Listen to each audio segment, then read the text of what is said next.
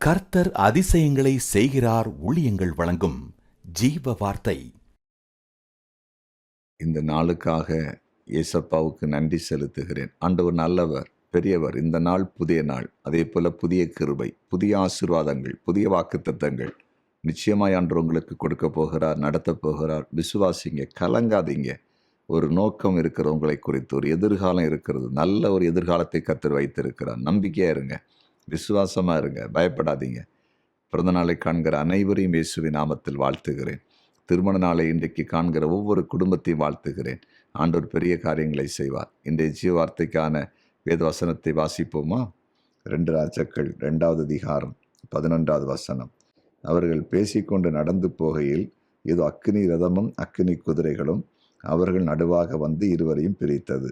எலியா சுழல் காற்றிலே பரலோகத்திற்கு ஏறிப்போனான். இன்றைய ஜீவ வார்த்தையின் தலைப்பு இருவரை பிரித்தது. இருவரை பிரித்தது, அதாவது அக்னி ரதமும் குதிரைகளும் அவர்கள் நடுவாக வந்து இருவரையும் பிரித்தது. யாரையெல்லாம் பிரித்தது? எலியாவையும் எலிசாவையும் பிரித்தது. அதாவது எலியா இப்போது பரலோகத்துக்கு தேவனோடு வாழப்போகிறார். எலிசா இந்த பூமியில் இன்னும் கொஞ்சம் காலம் இருக்கணும். இப்போ 2 பேரும் சேர்ந்து மேலே போக முடியாது, போகக்கூடாது. இங்கே ஒரு மனுஷனுக்கு இன்னும் வேலை இருக்குது. அதனால் 2 பேரையும் நடுவாக அக்கினி ரதத்தையும் குதிரையை பிரிக்கிறார் ஆண்டவர், செப்பரேட் ஆக்குறாரு. அப்போ இன்றைக்கு உங்களோட ஆண்டவர் பேசுகிற காரியம் என்னன்னா, பரலோகத்துக்கும் இந்த உலகத்துக்கும் போகிறவங்கள கர்த்தர் பிரிக்குன்னு ஆண்டவர்கிட்ட பேசலை. அதாவது சில நேரத்தில் உங்கள் வாழ்க்கையில் தேவையில்லாத சில உறவுகள், ஐக்கியங்கள் இருந்தால் கூட அதை பிரிப்பார். தேவையில்லாத உறவுகள், தேவையில்லாத ஆட்கள், தேவையில்லாத போராட்டங்கள், அதை உங்களை விட்டு ஆண்டவரால் பிரிக்க முடியும். எலியாவையும் எலிசாவையும் அக்கினி ரதத்தையும் குதிரை வைத்து பிரித்த ஆண்டவர் இந்த உலகத்தில் நமக்கு தேவையில்லாமல் நம்மோடு கூட ஒட்டி கொண்டிருக்கிற அத்தனை காரியத்தையும் பிரிக்க முடியும்.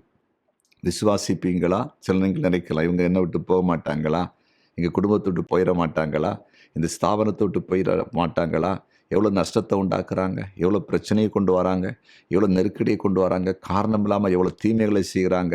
ஆனால் அவங்கள சில வேளையில் உங்களை விட்டு பிரிக்கிறதுக்கு நீங்கள் முயற்சி எடுத்து முடியாமல் இருக்கலாம். கவலைப்படாதுங்க, பரலோகம் உங்களுக்கு உதவி செய்ய போகிறாது.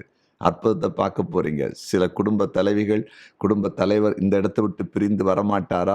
அல்லது சில குடும்ப தலைவிகள் பிரிய மாட்டார்களா? பிள்ளைகள் இந்த இடத்திலிருந்து பிரிய மாட்டான்னு நீங்கள் நினைத்து கொண்டிருக்கலாம். பிரிக்க முடியாதபடி நீங்கள் குழம்பி இருக்கலாம். கலங்காதீங்க, கர்த்தர் அதை செய்வார். பரலோக அரசாங்கம் அதை செய்ய போகிறாது.